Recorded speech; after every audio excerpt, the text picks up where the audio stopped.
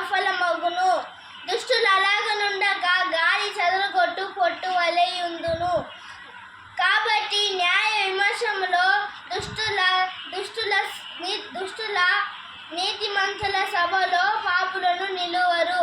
నీతిమంతుల మార్గము యెహోవాకు తెలియను, దుష్టుల మార్గము నాశనమునకు నడుపును. ఆమేన్. Praise the lord.